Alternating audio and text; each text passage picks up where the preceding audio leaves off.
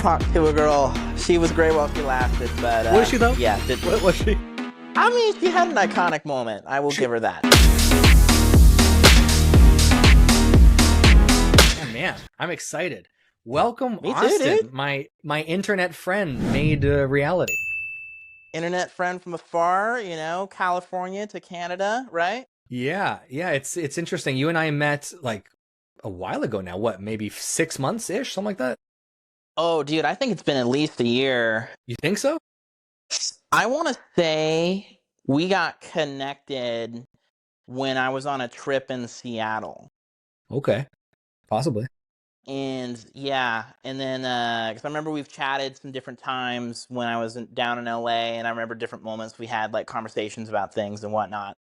So yeah, based off of my recollection of where I was in time when we were chatting, definitely known each other for at least a year or so. Yeah, it's funny. So for anyone listening right now, Austin and I have never officially actually met, even on camera or anything. So I figured it'd be fun to Welcome to the digital age. Yeah, it'd be fun to turn our, given the Connector podcast, I figured it'd be fun to watch a real-time friendship blossom or fall apart. I guess we'll find out. Oh, it's definitely falling apart. But yeah, man, you are, at first I'm like, oh, this guy's, cool. He does some cool video stuff. But over the last, let's say, year, I mean, man, I'll let you tell your own story here. Professional music videos, working with celebrities. I mean, master videographer, master editor. Look at you, man. You're a cinematographer with the glasses of a Greek. Stop it. I feel like just don't boost me up anymore, man. I mean, there's some things you could work on for sure, and I can give you a list that I've written out. Oh, no, I'm just. Well, thank you. That's so considerate. I feel like, was there someone in the Hercules cartoon movie that had those glasses, or am I crazy? You're talking the Disney Hercules? Yeah. I don't know. If I'm right, I know, I'll like, pop it up there's certain like movie characters that have like distinct glasses like this and whatnot. Of course, I can't think of any right now off the top of my head, but no, actually, these I got these recently because we're in a time of history where technology and phones is just synonymous with our daily lives. Yeah. And it's changing the way our health, the way that we measure health, and we're constantly looking at our screens, and there's that whole thing about blue light and this and that. And especially with what I do for work, as an editor, I'm constantly on a computer looking at these tiny pixels and all of that. And so I had gotten a pair of blue blocker glasses a while ago, and they were cool or whatever, but for whatever reason, hey, there we go. Yeah, these are mine. Nice, dude. I like it. Not nearly Gotta as rep cool. the brand. Well, and that was kind of one of the things. Like, I got a pair, and I'm like, okay, this is kind of neat or whatever. And I would sometimes use it when I worked, but then I found this pair by Raw Optics, not sponsored, but you could totally sponsor us if you want to. I really appreciate it because they actually had a sense of style to them in presentation and just a little bit of swagger, and that's kind of a little bit of my creative and like my values for how I like to roll in life. It's like, yeah, we want to be practical, but also have a little style with how you implement it. And so this just kind of hit all the right notes for me of like, okay, yeah, it looks snazzy, but it does actually help you. I find when I wear them, I get kind of an interesting equilibrium where I'm energized, but I'm also relaxed. And it does, it does help you from a standpoint of not blasting your eyeballs all the time with this blue light. So I wasn't expecting to start this off with a plug for blue light glasses, but hey, your health is your wealth, people. So yeah, I'll put that affiliate link in the bio below. Eyes. Yeah, and we could send this to Raw Optics and be like, hey, sponsor us next time. Yeah, we'll clip this and then we'll make it our submission video, and then on the next one, I'll just casually be plugging rawoptics.com. Absolutely. I want 50%. Yeah, hashtag code 50%. Austin for 20% off your code Austin. There we go. Yeah, code Ziprick for your 20% off. But yeah, man, we got a lot of cool things to talk about. I'm excited to get into it. But I want to give you a chance just to, as much detail as you want to share. You don't have to get into the birth hospital if you don't want to. But yeah, just your story, your background. You got you're a cool dude. And there's a lot of things I don't even know about you. So I'm actually excited to just, like I said, build a friendship on camera, and we'll see where it goes from there. So as much as you want to share, go crazy, man. Right on. Okay. Well, we'll start off with kind of how I got into what I do professionally as like a filmmaker and editor. I usually tell people that I didn't go pursuing this world, that this world actually pursued me and it found me. Growing up as a kid, of course, loved movies. One of my favorites, Jurassic Park. Watched that over and over and over again. Loved dinosaurs. But it wasn't until later in life when I had a chance to meet some people in person that it was ever like a conscious realization in my mind that, like, oh yeah, there's actually like people that work in this industry, like real authentic individuals, um, that like make these things happen. It was more just kind of an abstract idea before. And that realization came to me when my family originally, we're originally from Southern California, uh, moved up to Washington for a bit, and then came back down. And when we moved back down to California, Southern California, my next door neighbor was a gentleman that did commercial photography and video as his career. And it caught me at that like perfect formative time in life where I was wrapping up high school, starting to get into college, doing those classes, working, and just kind of curious, and had different interests that I was pursuing. I was also playing around with a podcast at the time, so just all these different creative outlets and kind of business interests. But I started working with him, and he became like my first mentor, which is a topic I'll kind of circle back to even later in this discussion, because I think mentors are really important if you're trying to do something, different than the typical path, the corporate ladder. But I found my first mentor in this gentleman, and he kind of took me under his wing, and thankfully didn't get too annoyed at me. And we just kind of got a first taste of what this world was about. He'd bring me on set. Sometimes throwing a few bucks for helping out a little bit, but it was just a really fun, uh, open environment to just see what this whole world was about, of like creating things.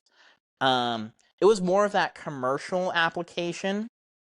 So, making ads, social media, and this and that. So that's kind of where my bent, uh, where I kind of focus more on that world a little bit. Started off right off from the seedling, just with the person that I kind of dove into this world with. And so that went on for some time, but it wasn't until it was like a hobby interest for quite a while, until in 2018. um, I had an uncle of mine who heard that I was interested in film, and he wanted to go do like a family documentary about our history. We have this farm that's been in the family for like 7, 8 generations now, and still in operation. And he wanted to go interview the aunts and uncles, while they're still with us, and just get the stories and whatnot. And I think in another life, this uncle would have been a film producer, because he loves movies just like me. Just loves them to death. And he wanted to go do this, but do it like legitimately. And so I, of course, said, hell yeah, I want to go.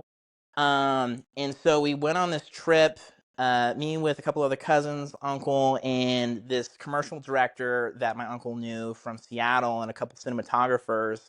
And that trip changed my whole life, because up until that point, I had gotten to see production up to like, a certain level, which is great and cool, and, learn a lot of fundamentals. But it was on this trip that I got to see and interact with people that were just doing it at just another higher level. More like industry standard, kind of Hollywood production type of individuals that bring that expertise. And I was just completely like awestruck. I was like, this is so cool. Like, these guys, they're working, but they're not really working. They're having a great time, and they got these expensive cameras, and they're just like having such a ball on this project. And so it was on that trip that I I made that mindset shift away from, oh, this is just kind of a cool hobby interest, to, no, this is what I want to do. And I don't know how I'm going to go about pursuing this, but I know I want to, this, I know that this is what I want. And so as soon as that trip ended, I got back home and I started just like hitting the streets. So I was like, okay, I want to figure out like how do I even move into this world as a career choice. And it's interesting because as soon as I made that conscious decision, like this is what I'm going after, you know, God, the universe, whatever you want to call it, just things started falling into place where just opportunities started to open up. Hmm. And I got to start working with a local advertising agency that needed a videographer like immediately. It was like less than a month after that trip. Hmm. I got my first project doing a freelance gig, and I was like, this is amazing. Because I realized like I need to start making more money because like this is an expensive industry to be in. It's very capital intensive. Cameras are pricey, and then there's lenses. It's just an absolute gear abyss that you can fall into. And I know you know that too. Um, so, but I was so blessed that I immediately was able to start working, Hmm. making money, doing the things that I wanted to do and get better at.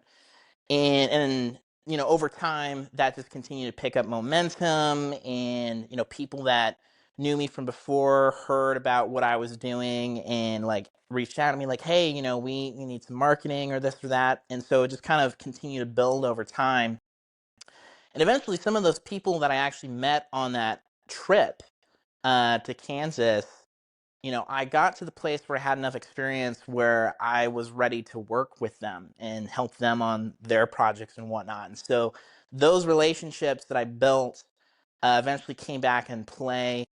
That director actually ended up turning into a mentor of mine for a while. So again, that theme of mentors helps you kind of along your path because there's a lot of things you don't know when you're getting started, Yeah.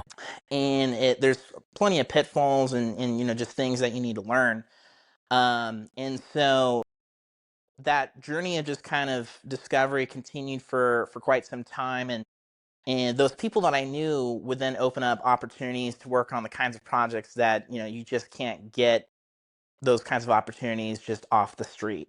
It was that director friend that invited me to assistant edit with him on a project from Microsoft, which was my shift away from just being like freelance videographer into doing more industry kind of work. Hmm.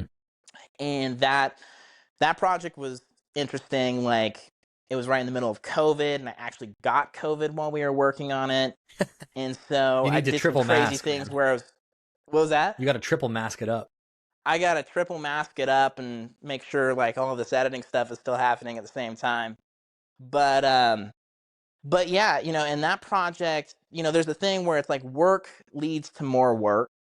And I'm a firm believer in that. And, as long as you show up and you do your best effort and you put yourself out there in a likable fashion and put your best foot forward, you'd be surprised how much like a good impression can make and lead to more opportunities later with somebody.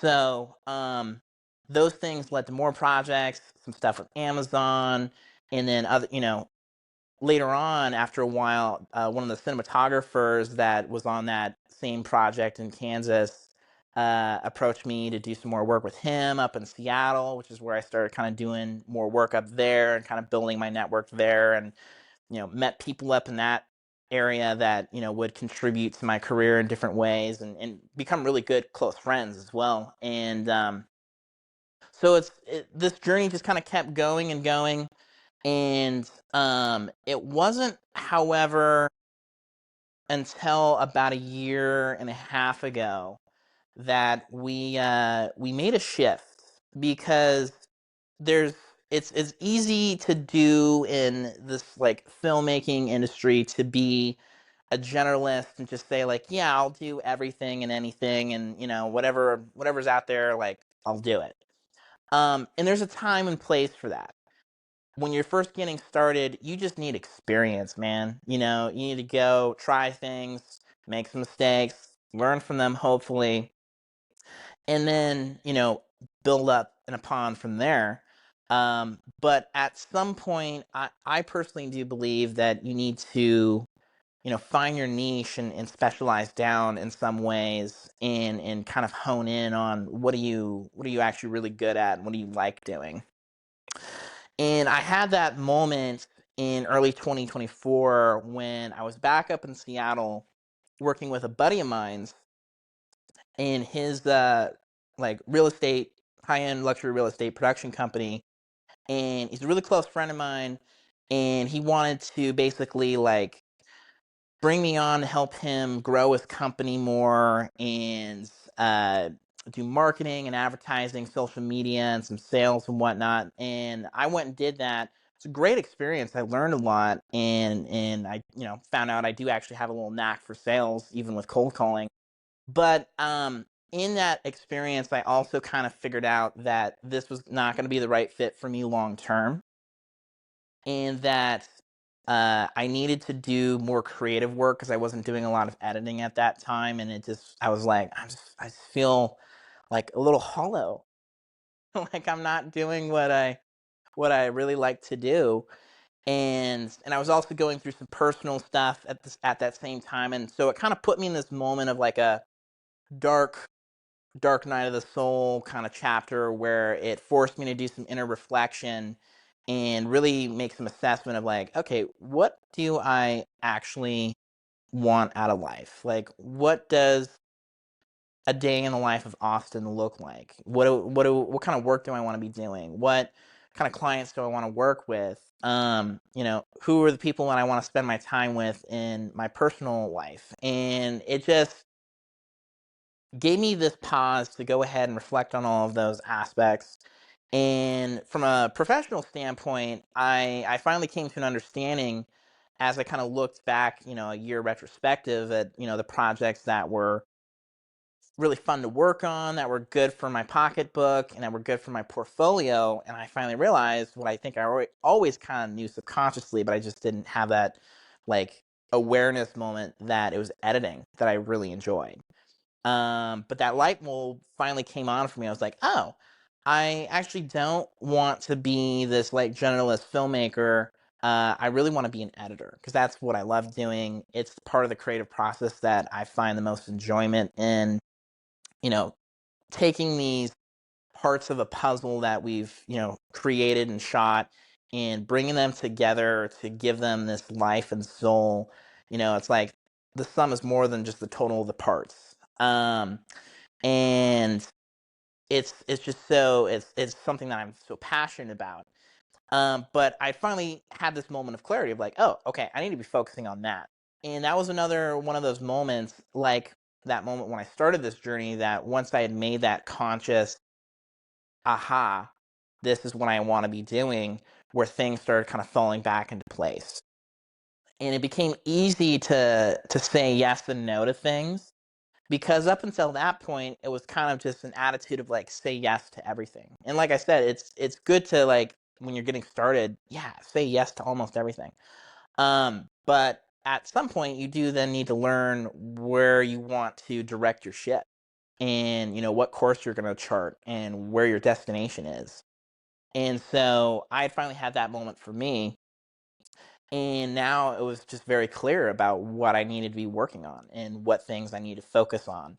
And, we're human, we're not perfect. Like, you will sometimes make deviations out of this, and I certainly have. And there's still good learning experiences to be had out of that. But even with that, it's always kind of come back to my North Star of like, yes, even when I've done other things, the editing is definitely what I want to be focusing on. Which is, it's a little bit different because a lot of people that get into this business, they're like, oh, I want to go become a director or producer or whatnot. And I'm like, yeah, I'm happy editing. And I will direct some things from time to time. I did direct a music video this last year.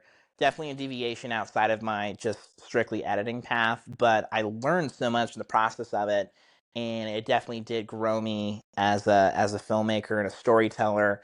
And just the process of producing something like that. We did actually work on this music video for like a year, and so it taught me, hey, some of these things take time to develop and to finish and to refine it. So that's like another whole discussion point, which maybe we'll come back to. But you know, as of now, it's just kind of been reorientating my business because it is a little bit different having an editing business as opposed to just a general production business. You know, production, you're full scale, top to bottom. You know, creating the concept, executing it. You know, finishing it with post production, and then getting it to the client and maybe helping them with implementation. But now my focus is more just on part of the process, the post production of it, making sure that I bring my standard of quality that I want to the projects that I take on, so that it's just crafting things with care and intention. Um, and But it's different. You interact with people slightly differently. My clientele has shifted. Instead of just working directly with businesses, I typically more work now with other creators, like directors or agencies, or post-production houses, or other editors even. So I'm more in that like collaborative field now, which is great because I love that about filmmaking. It's a very collaborative industry, and you know, bringing all these creative visions together, when you have that like cohesive team synergy going on, that's when you actually can make some really cool stuff, because it's like you can all individually have really great vision on something, but then when it's like you bring all these parts together and all these different people giving their creative essence into it, then it's like, whoa, you can end up with something truly epic. So that's my story, and that's where we're at now. Just focusing on building up the editing business even more, and finding some awesome people to work with. I love it. And man, you know, the main thing I got from that was that you're going to edit this video for me, and I really appreciate that. You all heard it. He admitted it. He loves editing, so that responsibility is on you. No, I'm just I'll send you a bid.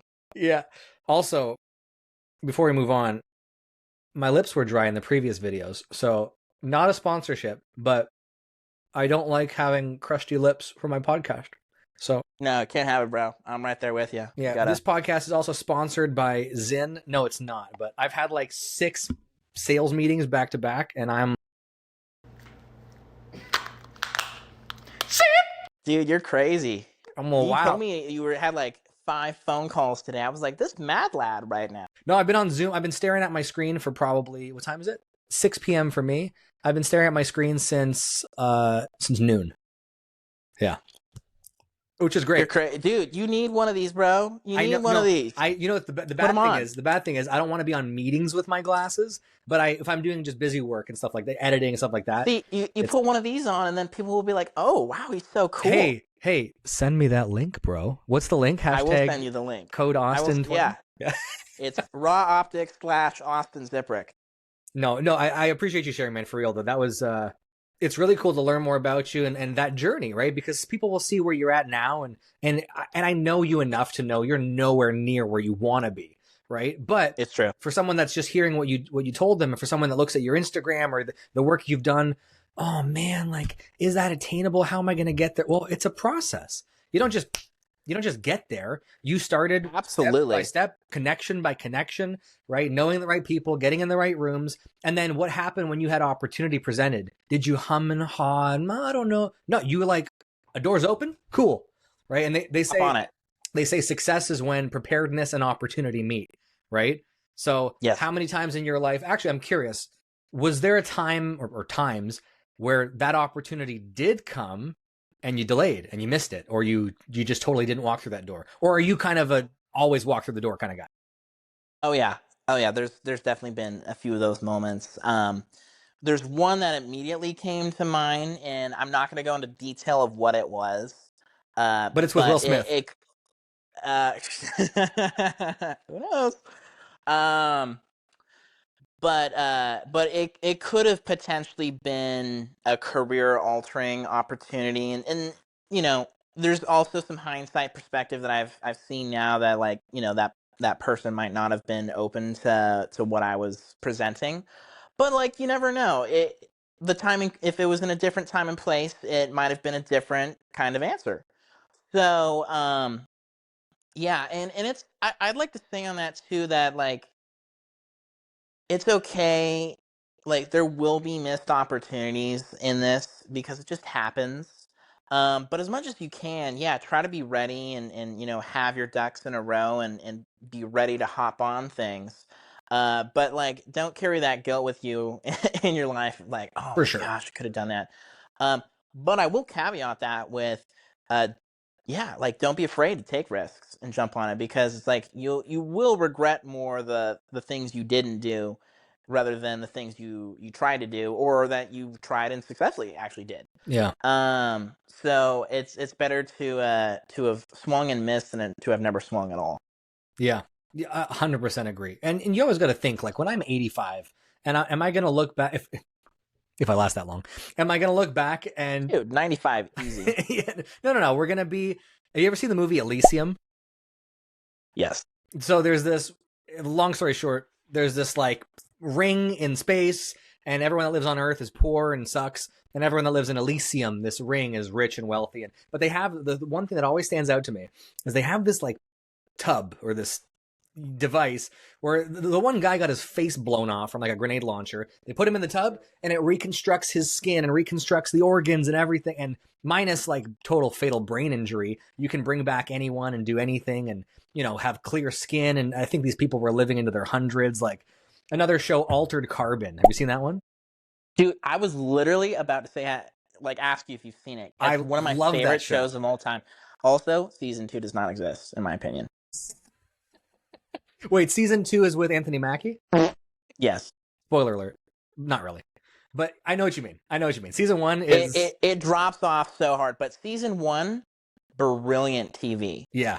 And this idea, Absolutely brilliant. it's this idea, for anyone who doesn't know, it's this idea of some scientist at some point in the future figured out how to put our human consciousness into what they call a stack, which is a piece of technology embedded in your spine. And if you're rich enough, you can essentially upload your consciousness to the cloud and keep your Live forever. stack technology living forever. You can have clones of yourself. They alter actual carbon. They alter your body. So if you're rich enough, you could have a spider weave nano plate flesh that it looks like a normal human, but you can punch through steel or whatever, right? So it's whether you're a soldier, whether you're a celebrity, whatever, there's different ways you can keep living unless someone blows your stack. Peak sci-fi. If you're a fan of science fiction, watch Altered Carbon. I'm Donald Trump, and I approve this message. I've seen, like, I rarely rewatch things.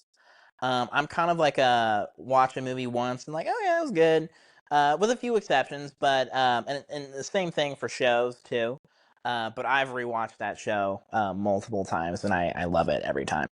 Yeah, but yeah, man, you mentioned one thing that I wanted to like touch on a little bit more. That point of people can see on Instagram these individuals that look like, oh, they've made it and this and that and like, oh, they've done this or whatever. But we have to remember too that one, uh the internet, social media, Instagram, all of that, like it's oftentimes a highlight reel, for sure, and you're not seeing the daily grind of what someone's doing. And also, a lot of these people have worked for many years to get where they are. Um, and so many of these overnight successes are actually many, many sleepless nights, and long late nights, up working and just like hustling on their passion and their pursuit. yeah, So it's like, no, these anything worth having takes time, and it will absolutely take years, because it's taken me years, and I'm absolutely nowhere near where I all want to be in my career. I've definitely done a lot of cool things, and I'm super grateful for the opportunities and the privileges to do a lot of the stuff I have. But there's always more things to go after.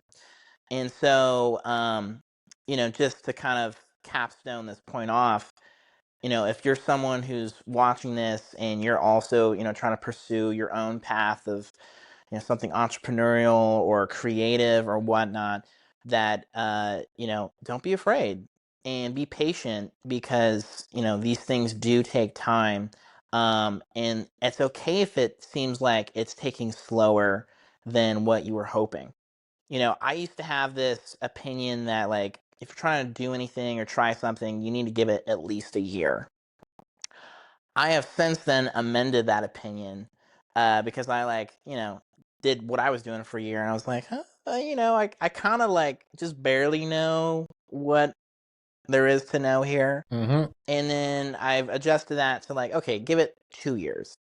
And then I realized at 2 years, like, okay, you just know enough to, like, know what you don't know. Yeah. And then I was like, okay, give it, like, 3 years, and then maybe, like, 5 years. And now I'm of the opinion that, like, if you really want to actually get good at something, it's like a decade, man, like 10 years or something. There's that 10,000 hour rule Yeah. that some people have talked about.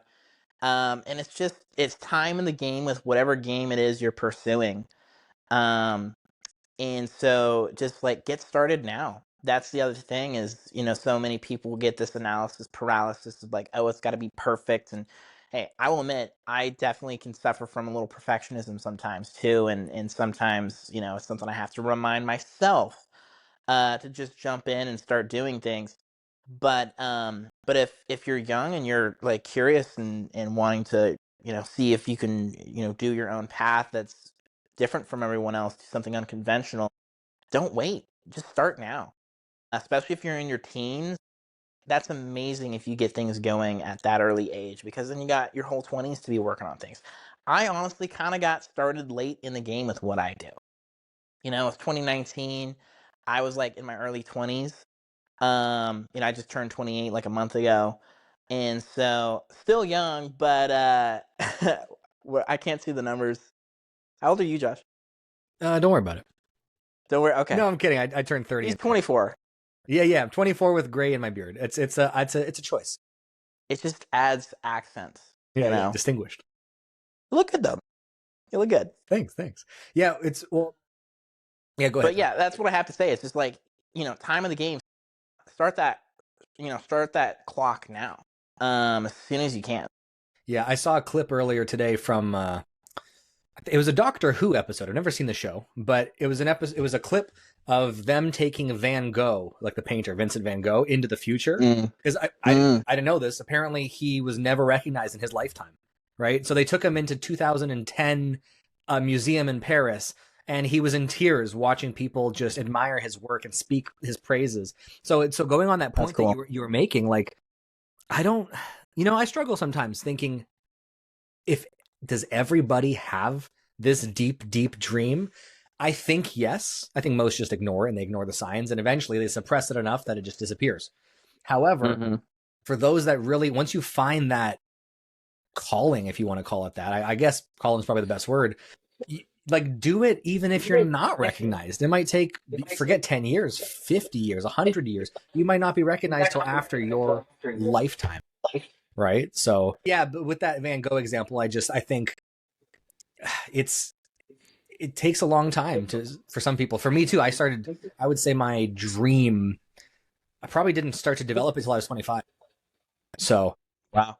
Yeah, it's and now I'm 30 now, still not anywhere close to where I want to be, but so much further down the path. Like, if you had told me 2 years ago I'd have some of the relationships I do now and be on this course, like, I'd be ecstatic. And yet now in the moment, sometimes it's so easy to just be like, oh, why aren't I further ahead? Why aren't I? So it is very sombering, I guess. You got to sometimes take yourself back, just look at your situation objectively, and just be like, okay, 2 years ago, I would have been so grateful for this. So let me be in that state of gratefulness now. With what you just said at the very end there, I had someone tell me once that, it's so easy to play the comparison game with today's economy of social media and all of that. And, we already said, hey, everyone is posting their highlights. But comparison is the thief of joy. Yeah. And so instead of, just like a practical thing, instead of trying to compare yourself to everyone else and, where they're at and their accomplishments, because you don't know how long they've been in the game and how long they've been working on it. Instead of doing that, I found it's a lot more helpful to actually just compare yourself to yourself. Like, look back a year retrospective and assess what you were doing and like where you were at 1 year in the past. And it's rather remarkable because most times when you look at it that way, then you kind of actually will get the perspective like, oh yeah, we actually like we have been putting in the work, and it's incremental. It's hard to see it on a daily basis. But when you kind of just take that year retrospective and you look at it from that way, you're like, oh, okay, you know what, that's inspiring because I can see that like this has been growing and this has been building, and I feel more motivated now and reinvigorated with my commitment to keep pursuing this thing. Have you seen that Matthew Even McConaughey like award acceptance speech where he talks about my hero is me 5 years from today? And have you seen the that? great imitation, I haven't seen that now. Oh, okay. When I'm rewatching this to edit it, because you won't edit it for me. No, I'm kidding. When I rewatch this, I'll make sure to send that to you because it'll remind me. But it's so good. He's on stage and he's saying, people ask me who my hero is, and I say my hero is me. 10 years from now, and in 5 years, my hero will be me. But the way he says it is so inspirational, and I'm like, yes, yeah, like it gets me going, gets me fired up. It's a good speech, so I'll send that to you. Please do. I love that though. That's such a good point, right? Is comparison to others will always destroy. Comparison to yourself will always build, and I think it gives you that perspective too of, okay, wow, my life might be falling apart in this moment, but it's also probably falling apart from a higher vantage point, or that's the wrong way to say it. It's falling apart at a higher level. This is an inspirational podcast, right? Sure. No, ultimately, I think no one's life is truly falling apart. I think it's falling into place, right? It's a lot of times Falling in place. I like that. Clip that. A lot of times Clip it. we need. Well, it's crazy, right? It's like, let me give you an example. I had a car accident a couple years ago. In the moment, as I'm T-boning this truck who made an illegal turn and my airbag is going off in my face, I'm not thinking, wow, how grateful I am, right? But at the time, I had so much debt that was creeping on me. I was in between jobs because I was doing Amazon delivery during the accident because I was in between a SDR sales job, and then little did I know the next month I would get a HVAC sales job where after tax I'd make $10,000, which is the most I ever made in a month. So good for you, man. In the same month, I made $10K. I got $18,000 for my insurance, paid off all my debt in one go, and I was profitable. Wow. So little did I know my accident in November would lead to all of my debt and everything being wiped by February. God works in mysterious ways, Joe. That's what I'm saying, man. So he does. Going back to what you were saying before too about the mentors, I wanted to ask you this: Are you excited, and maybe do you currently, mentor people in your space or in film or in anything like that? Because, talking about the 10,000 hours, the overnight success, I can see you having, the Stanley Kubrick success, not the Hawk Tuah success, right? Hawk Tuah! You don't want to be here today, gone tomorrow. You want to create a lasting legacy and not make a shit coin that, makes people really, really mad at you for stealing their money, right? Oh my gosh. Talk to a girl. She was great while she lasted, but was she though? Yeah. What was she? I mean, she had an iconic moment. I will give her that. She's like the catch me outside. Catch me outside. How about that? Yeah, exactly. Catch me outside. How about that?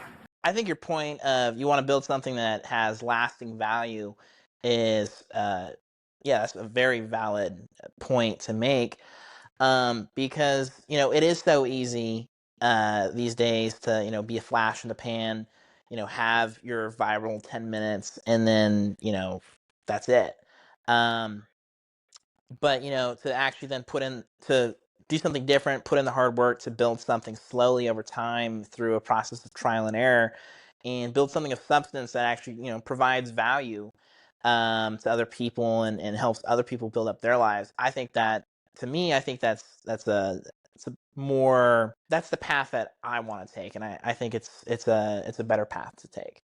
To your question about mentoring other people, absolutely. I personally love helping other people in their journey. It gives me great satisfaction because a lot of the things I've learned have been very hard fought.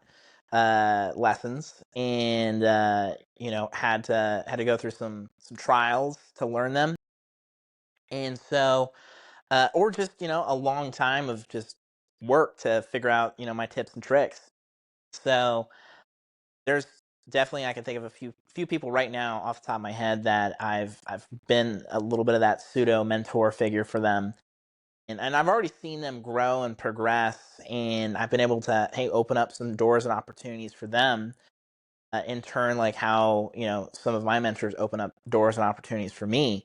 And I think that's the kind of attitude that someone should take in their career progression. It's like, people are going to help you, but don't be so selfish about not helping other people out, because then you're just a taker, and you're not a giver.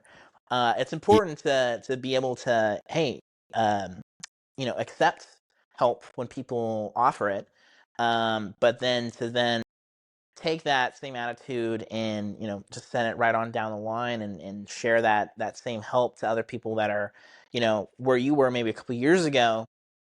I think is an attitude that will promote long-term growth, and make the world a better place, honestly. 100%. Because there's so much selfishness that can go on, and I think that's a short term mindset, because long term, you want to build community, you want to build relationships, you want to build the people around you, the people under you that are coming up in their own way, and even find ways to give back to the people that have helped you, your mentor figures. So it's just promoting that positive environment around you, Yeah. where you're giving back and you're not just taking. And sometimes, hey, that flow will change, where sometimes you're taking more and sometimes you're giving more, but Yeah. just not being a pure taker, I think it's a good mindset to adopt, if you want to give back. Yeah, 100%. Well, it's interesting too, because I always say a coach or a consultant can be purchased to help you fix an immediate problem. A mentor can never be bought. That's a relationship that's earned. Often, actually, I think every time, a true mentor, you will never be able to add an equivalent amount of value to that figure, at least not in the present, right? So what can you do for most true, like, honest mentors who want to help, who want to everything that you just said? The best thing you can do is then pass that on. And I think sometimes we can think like, well, I'm not where I want to be yet. I'm not this guy yet. So how can I ever mentor someone? Well, think about it. Like I said earlier, I'm so much further ahead. I might not be Mr. Bajillionaire traveling the world on my yachts yet. Not that I necessarily want that, but I mean, who wouldn't want like a yacht? I mean, why not? Right? I mean, for like a week, just Yeah, you can experience rent it. it. You can rent it. But Yeah. or you can just be what are those guys that, hey man, what do you do for a living? And then they get invited on yachts and jets and all that kind of stuff. So Totally. my point being, just because you're not that guy yet or that girl yet, doesn't mean there's not somebody 10 steps behind you looking for guidance, just like where do I go? And at the very least, you can point them in the right direction. And yeah, like you said, how fulfilling is it when, and I actually was having this conversation the other day. I loved your maybe your take on this. When your work is solely, especially the verbiage around your work, when it's solely focused on I, me, my, I feel, I like, I find I've never met someone truly fulfilled who speaks that way. Versus it's for you, example, editing, right? What's more impactful, you doing the editing work or the client receiving the final project? I want to talk about the music video you just produced. What was more impactful, you getting just the right note and the right beat on the track, or seeing the girl's face when she saw the final edit? And like, what's the thing that gives you the most fulfillment? Is it you doing stuff, or is it you receiving that, or not, what's the word I'm looking for? The client's reaction, or the final product, and or the viewership, and somebody commenting like, dude, this is such a cool video, or dude, you made this my dream come true, man. And so I find when it's others focused, the fulfillment is far deeper than when it's self focused. That might have been a word jumble, but I think you know what I'm saying. I know exactly what you're saying, and for me, it's 100% seeing the people's reactions to having their vision brought to life, Right. and hearing like, oh man, we love this. And, yeah, on the music video, we finished it. It was a hard fought experience, a lot of trials and ups and downs in the process of getting it completed. But, hear it from Tally and, our producer, and, they love it. I'll link it right here. I'll put it in my face. Stone cold right there. Um, and she's like, yeah, it's my vision brought to life, and just absolutely loves it. So, um, seeing people's reactions is a really treasured experience. I don't always get to like see it firsthand when I finish a project, but when you get to hear sometimes secondhand that like a client gave like a standing ovation when they saw it once. That was on a project from this spring where I was partnering with a buddy of mine, and it's like, oh, we love to hear that, because it's adding more to these other people's lives, and you invest so much in the craft too that there's a lot of you invested in it. So there's maybe a little ego side of it too, where it's like, oh, we want to it's nice to know that like people liked it. Sure. But it is really meaningful to know that other people are like, we've done something that was very meaningful for them, and added more to their lives. And yeah, now that things are out there, it's affecting other people, and like the music video, it's this kind of girl boss anthem of them being independent and don't need no man, stone cold chick, and or don't need no toxic man, get yourself a good dude. um so it's like spreading those positive messages out there, and Sure. just leaving the world a better place in the small ways that you can, or sometimes the larger ways that you can. Sure. And it's crazy for all the beautiful girls listening. I know a guy in California who's like really talented, really cool dude. He wears these white sneakers a lot. I think he's got cool glasses. I can't picture him right now, but anyways, he's yeah, no, I don't know if you know who I'm talking about. You probably wouldn't know him. Anyways, moving on. I don't. Yeah, I'm not sure. But it is true. I am single, but I will say I'm kind of married to the game. Pretty focused on what I'm working on. So Married I'm to not the always game. the greatest person to date. I mean, interesting topic though, because I was talking about this with my other friend recently, Tyler. He's Yeah, episodes get 1 into and it. 2. He was 2 guests back to back. Check him out. Actually, I wasn't even planning on making the first one a podcast. I just had a few people that were saying, "Hey, post the full video on these clips that you're making." So here we are, now you're episode 5. So congratulations, lucky number 5. Feel very proud of that. Yeah, but let's talk about this for a second. You and me, both single dudes. I would consider myself a very high performing, very like get shit done. I don't make excuses. I have bad days. You have bad days, but we're high performing guys that are both, I think, struggle with that perfectionism a little bit, and wanting to make sure we pump out really good content. I've started to do more content all of a sudden the last probably 6 months. What is I've it noticed like? it's been really good, man. Thanks, dude. Say it one more time. Is that for the camera? One more time. You have been doing a really good job of putting out some really high quality content, and it's Clip been it. Noticed and appreciated. Clip it. I appreciate that, man. Gotcha, but bro. I'm curious for you then. What is the ideal partner for a guy like you? I've talked about it myself already a little bit, but like, are you looking for someone who's in the industry? Are you looking for someone who gets it? Are you just looking for someone who can give you peace, someone you want to come home to and not think about work? Like, I love this topic of high performing men that have a mission, have a goal.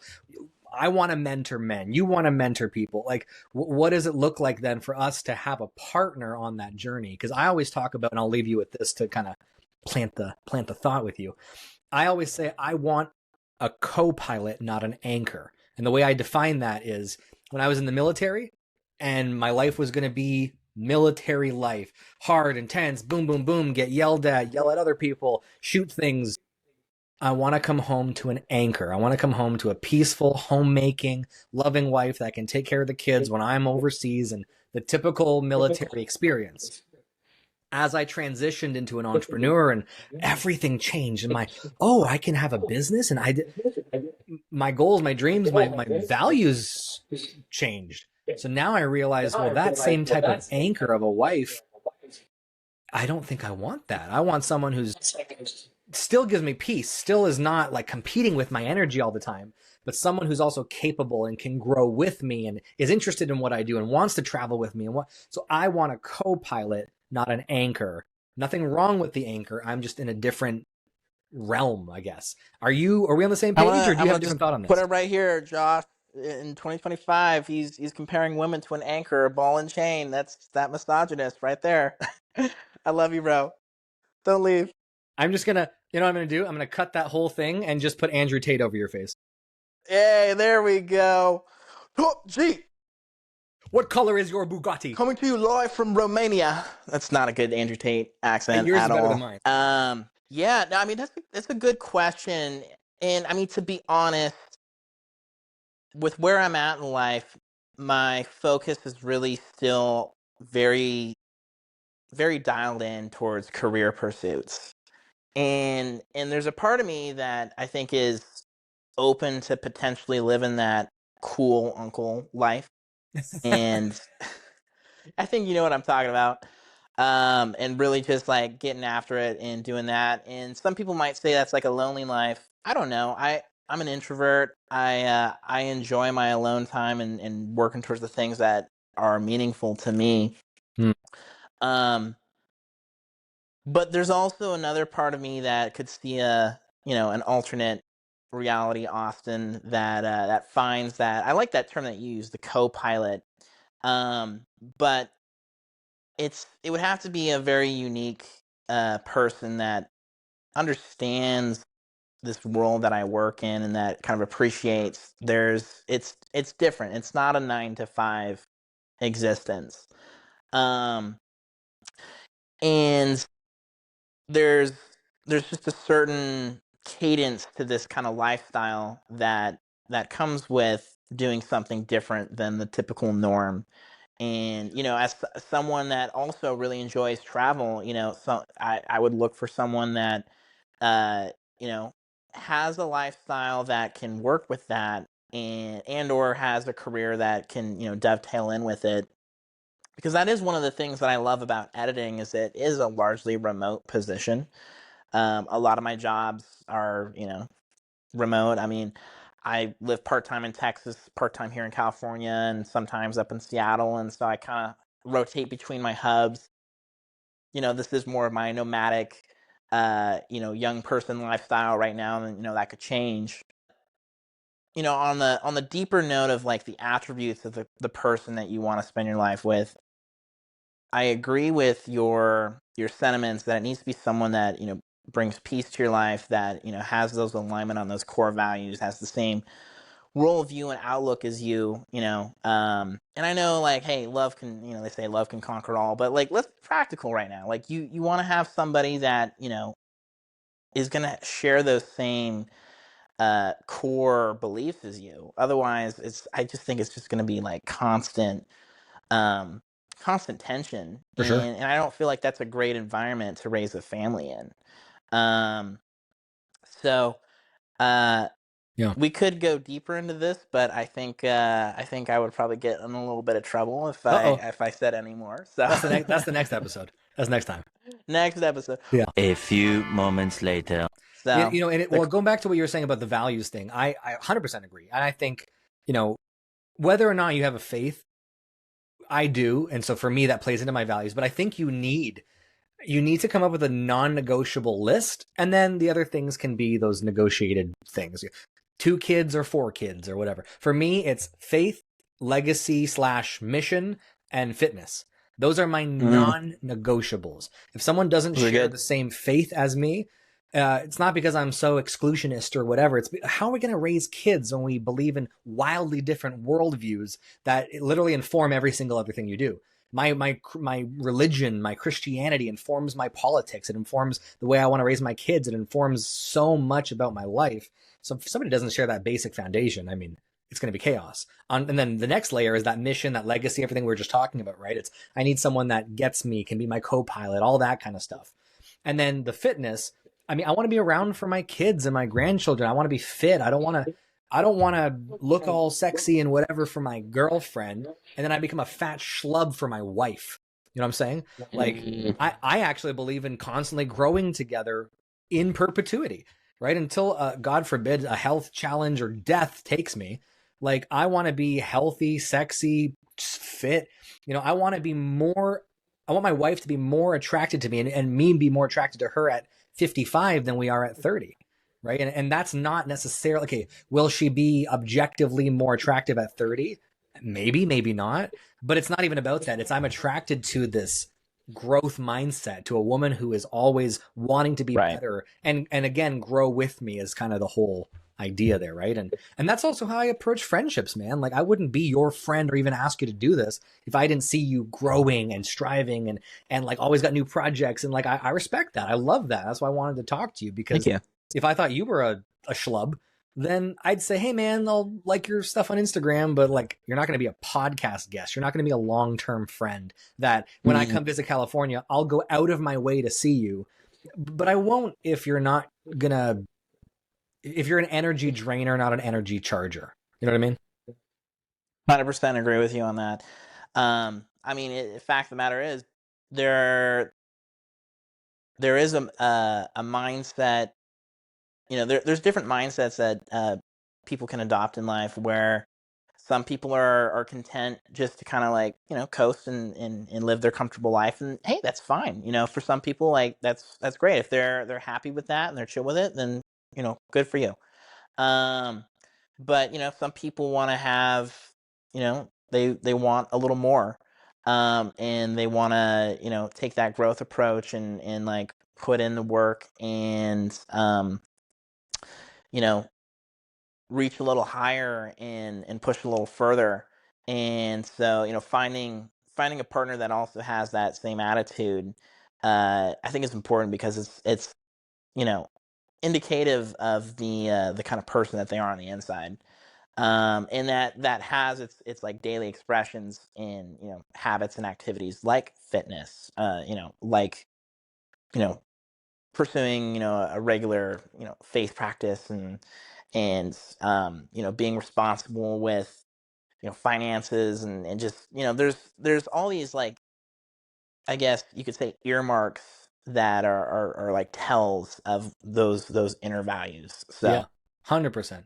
And tell you what, man, because I'm actually shocked. We're already like at an hour. I know we are. Which I want to respect both of our times and keep this probably wrap up in the next few minutes, and then we'll have to do this again, obviously. But with that said, though, I do want to touch on something. Maybe this can be our final main topic here. You mentioned being an introvert, and I would actually label myself, I suppose, as an introvert as well. I don't know if you know who Simon Sinek is. Are you familiar with the name? No. Oh, He's the Start With Why guy. Yes. Yeah, so he has this video. It's so good on introversion versus extroversion, and how most people will just blanket blame their lack of social skills on their introversion. Whereas what he talks about is an introvert wakes up every day and they have 10 coins in their pouch. Every interaction is a coin spent. So by the end of the day, the introvert needs to recharge alone. Whereas the extrovert wakes up with 0 coins and every interaction fills their pouch. And so the difference being that you can be a charismatic introvert, which I would consider both of us as that. Because as soon as we're done this, and like I said, I had like 6 hours or whatever of meetings today, bro, I'm going to take a nap right here, bro. I'm spent. Now, it's not because I don't like you. It's not because I don't enjoy this conversation. It's because even in our conversation, I'm like, okay, now I have my fill of people for today. And people don't seem to understand that when I tell them I'm an introvert. They're like, no, you're not. You're charismatic. You could talk to anybody. I could. I don't want to. I don't choose to talk to most people because I know my limitations. So I'd love to know, because for me, one of the things over the last year I've really like consciously been aware of is who am I giving my coins to? Now, with that said, in your space, a lot of creatives, a lot of extroverts, a lot of very flamboyant people.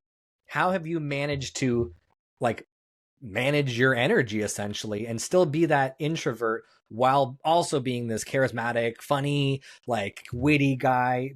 If I just met you randomly like this, I probably would say, oh, he's an extrovert because of your personality. So I'd love to know your thoughts on that in general and how you've managed it. Yeah, This is a good question. I mean, the first thing that came to mind for me is, make sure you make that time for your introvert recovery. Uh, so, find those ways to, whatever fills your cup back up, if that's just completely cutting yourself off and just, vegging out for a little bit, or making sure you get your good sleep, and whatever you need to recover, like, make sure you do it. But I think it's also like it is important to intentionally make efforts to go put yourself out of your comfort zone a little bit and get that practice. I know I've had that at times where I've had to like challenge myself to be more social, and just be willing to get out there and open up socially. Um, and so it does, I think, it take some intentional effort and practice. For me though, like, I don't think I've ever had a challenge in my workspace though, because we have some of these like these shared interests, perspectives when we're working on something creative, and so it is kind of more that environment that is more conducive. But I think you could even extrapolate a point out of that, like, if you're more introverted, and you're not sure how to, like, you know grow with that more, like, go find some of those spaces that have some of those interests that you find interesting, but can be shared in a public setting with other people that have the same shared interests. It's just just go find that community, Hmm. and play on some friendly soil, and go practice, like, get yourself out there. And I think culture shifted quite a bit, especially after like COVID and everything, where we are more inclined to kind of just be like reclusive and just stay at home, and not go interact with people. But I know one of my best friends here who also works in the industry. You know, it's a simple quote, but he will tell you, like, I've never met a stranger. Just opening your mouth and striking up conversation with people, even as a single guy, it's like, yeah, it can be scary to like go out and, approach girls or whatever. But it's like you don't have to necessarily start off with that. Just like go and talk to the people around you and just make a little small talk. Like ask people about their day, or what it is they're doing over there. Or one of the things that I've incorporated even in my work as an editor is like, yeah, I can work from home, but I love to go out and work in cafes and coffee shops. And even more recently, I've started doing it in like some lounges and bars and stuff like that. And it's just like it gets me out of this completely cut off mode where I'm just like reclusive at home, to where I'm out in the flow of people, Hmm. and there's something about it that's kind of energizing. And yeah, I will take moments sometimes to just like start a conversation with the person next to me, if they're there also on their laptop. Easy one is like, hey, what are you working on? Like, what you working on today? And like you meet some interesting people, uh and you'd be surprised too sometimes the opportunities that can come out of that. There was a guy that was in a Starbucks, when I was here in Southern California. I went in there to do some work, and he was there working too. And actually, I'll say his name, Danny. I'm gonna shoot you this video when we're done, buddy. And he Make was him there watch working, doing everything though. Make him watch every absolutely, minute up until now. absolutely, you gotta Danny, get him. comment, like, and share, please. Comment on the video, Danny. So Danny, he was there. He was doing some editing too, and so we just kind of started chatting a little bit, and we ended up like really hitting it off, and we've become friends out of it, and coworkers, to the point where like I just hired him to do some shooting for me and some editing Congrats, for Danny. me. Yeah, so like Danny's making a bag out of it. I'm making a bag out of it too, because like, I'm able to get a project finished and do it more efficiently, and I have a little markup on the job, so I still make a little money out of it. And it's like great, it's the synergy all around, where like I have a new working relationship, but also someone I just enjoy hanging out with, and like we're friends, we're coworkers.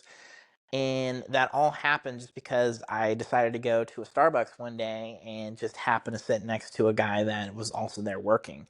So you don't know what'll happen when you're out and about and just being social. You could meet your person.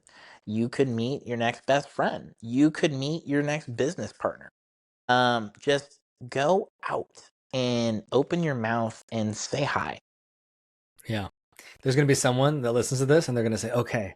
And they're going to just the most awkward, like, hi.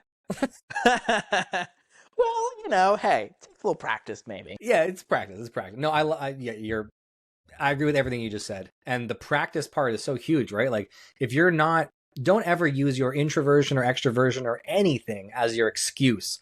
Maybe it'll be a little bit harder for you, but good. Like that's what's wrong with that? What's wrong with having to work hard to get good at a skill that will improve the rest of your life? And here's the other thing too. It's like if you consider yourself a more shy and introverted person, there's 100% uh like real phenomena that you kind of build up a social flow and during a day of like just talking to people. So like I've experienced this affect myself.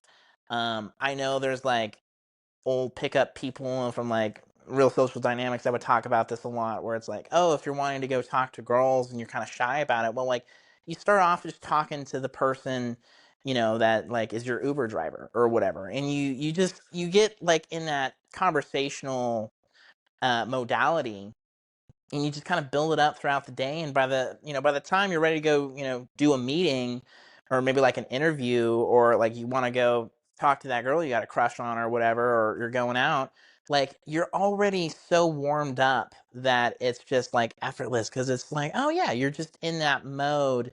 And of course, you're going to strike up a fun conversation and be witty and all of this. And because it's like you're already in that speed and that momentum. So, if you can use that strategically. Like I said, if you've got an interview, if you've got a challenging meeting that you got to do that's delicate, or you want to talk to somebody, like don't just go in cold. Sure. That's putting yourself at a disadvantage. Like talk to people ahead of time, or call a friend or whatever. Just like get yourself in that flow state. Hmm. I feel it right now, even with the two of us talking. Wow. That's pretty, wait for it. Wait for it. There it is. He's doing the thing. Oh, look at that magic. Wow. That's what I feel between us right now. That magic. Oh my gosh, bro. It's funny. Are we gonna get drinks afterwards or what? I gotta be somewhere. Okay. Well. No, but it's funny. I said from the get-go, we'll watch as a friendship emerges on camera. And honestly, man, this is a great conversation. I really enjoyed talking to you. I agree. That's why I'm surprised we're at an hour 13 of recording time. After oh my goodness, it'll be like, yeah, we gotta cut out all the bad takes. Yeah, gotta cut out you just sneezing constantly. No, I'm just joking. Dude, my allergies are ruthless. I'm sorry. No, I'm kidding, man. This was awesome. We got to definitely do this again, especially as I get a little bit more, better at making a podcast. We could do a more refined episode where I make you look even cooler. Oh I don't know if that's possible. Even though this recording will be like 4K, somehow you'll be 8K. You know what I mean?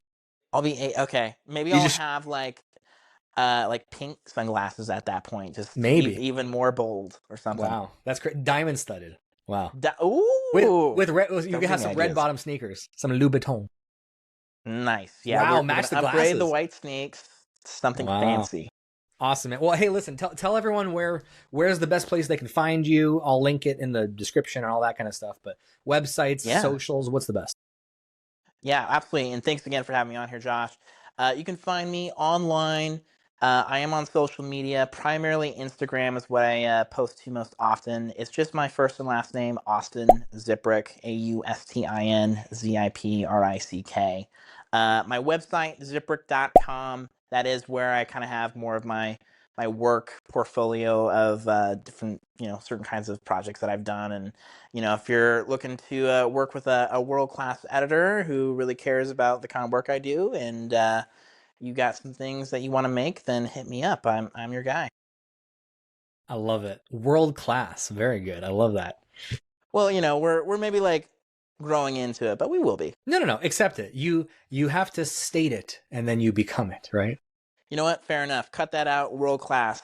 2 feet standing on it. No, you are good, man. And all jokes aside, you're very good at what you do. You have a very good Thank you. eye. I'm excited to see your future projects, and I'm excited for everyone to watch. Go watch Austin's stuff. Comment on his stuff. Go watch the YouTube video with, is it Tally? She's the artist that you filmed the Tally, music yep, video? my friend Tally. Go Yep. watch. I'll link that in the description as well. Go watch the music video. It's actually, I'll be honest. You know, you have all these Instagram friends, whatever. I was watching it and I was like, it's pretty good. It looks pretty cool. Thank you, bro. Yeah, because, you know, everyone's like, hey, man, I made a cool video. And you're like, oh, it's so cool. But yeah, It lived up to the hype. yeah, when a friend actually does good stuff, you're like, okay, that was pretty sick. So That's a high compliment, bro. Thank you. of course. Yeah, dude, we'll schedule this again sometime. We'll do a follow-up and talk about steroids in the film industry. No, I'm just joking. I mean, Arnold will talk about it, this and that. It's Yeah. out there, bro. You know? Maybe we have a more techie, nerdy talk next time. We should. We could definitely talk gear and all that fun stuff. So I like that. A lot of things we can talk. Cool, man. Well, super nice to actually meet you on camera for the first time, and hopefully soon enough. I'm hoping to make it to California for my first time ever this year, so I'll have to Nice. add you to Yeah, the list let me of people know. on the trip. California, Texas. Like, if you're going to either of those places, just give me a shout. All right, I'll purposely go to Nevada instead. Wow. Look at this guy. He's just a contrarian just to be difficult. Maybe, sometimes. All right, dude. We love him anyway. Ciao. I'll see you next time. All right, see you, buddy.